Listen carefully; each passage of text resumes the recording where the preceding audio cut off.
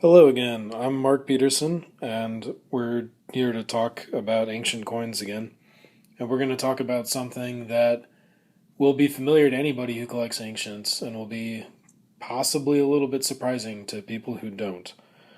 And that's the differences between coins that are even the same type. So, what we have here is a phallus minted under the Emperor Constantine the Great. And here is another one, also a phallus, also Constantine the Great. And another one, also a phallus, also Constantine the Great. And all three of these bear pretty different art. You can look at the thickness of the neck on the guy that I'm holding up now, and almost like kind of a comical looking face. Here again, a more basically drawn face, also a giant neck. Here the neck's quite large, but not as large as the other two. Face looks a little bit more realistic than some of these. If you look at the hairline here very straight. Here it's a little more textured.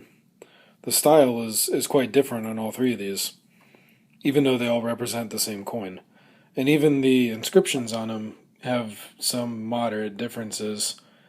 On these ones, the inscriptions are the same on this side, although on the reverse they're a little bit different. And this one here is minted in Heraclea, whereas these two are both minted in Nicomedia. So these two are from the same mint. They're still different dies. So on the reverse of these coins, it's the Iovi Conservatori or Jove the Conservator reverse. So they featured Jupiter. And you'll see at the bottom they have different mint marks because they're made in different locations. And they have some different letters around the edges. Those can denote different workshops usually that the coin is made in. Sometimes they can mean other things too. In this case, the B almost certainly means a workshop. Here, the NS might mean that, but it probably has something to do with the die. And even the reverse inscriptions are a little bit different. So on the two from Nicomedia, these two here, it says Iovi Conservatori, whereas on this one it says Iovi Conservatori Og. It has a AVGG at the end of the inscription. You can see it kind of near the. There you go.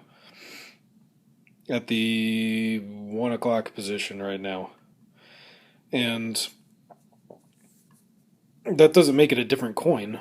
It's a different art style. So all three of these are Constantine the First bronze phalluses. They have slightly different weights. They weigh anywhere between 3.63 grams and 3.82 grams, these three, so it's a pretty decent spread. They're three distinctly different coins that all represent the same value of the same emperor. We'll look at a couple other ones here. These coins are pretty interesting because these are both the same coin as well.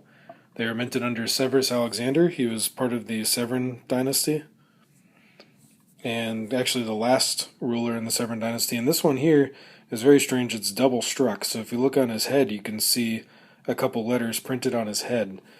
That's an error coin. But in addition to this one being an error, the weights are significantly different between these two coins. This one being 4.10 grams, this one being 5.59 grams, which is very significant. So there wasn't, I guess, a whole lot of quality control. This coin's a lot thicker. It's a little heavier. It's maybe even a little larger. This coin's quite thin. The reverse is the same, where it has the name of the city and three standards. Here you might be able to make out the three standards fairly well. In some of the city, you'll notice that some letters are even printed perpendicular to the letters that are supposed to be on the coin. And just because it's a misstrike doesn't mean it's worth more. In fact, it's probably worth a little bit less. I paid less money for this coin than I did for the other one. Errors on modern day coins are quite rare because the quality controls are a lot better, but these coins are all hand struck, so finding ones that are messed up like this is not quite as exciting as it might be in a modern coin. Although I still think this is very interesting. You can also see part of the border that's supposed to go around the coin. These dots, you can see that cutting through. part of the design where it really shouldn't be. So this coin was struck and then moved significantly and then struck again. It's a really bad job on the point of the people who made it. Whereas this coin, it's even nicely centered. It did a really good job making that coin. Here is a coin minted under Philip II of Macedon. It features Apollo on the front. Philip II is Alexander the Great's father, incidentally. And this horse and rider on the back might be a portrayal of Alexander and his horse. Philip II bought a horse that he didn't really think was tameable. It was pretty out of control, and Alexander was able to domesticate the horse basically successfully, and it really impressed his father. So some people think that might be what's represented on this coin. I don't think that's a hard fact. It seems reasonable. This coin is one that I carry in my backpack most places I go and let people handle if it comes up that I collect ancient coins, because it's not as good an example of what is one of my favorite coins in my entire collection.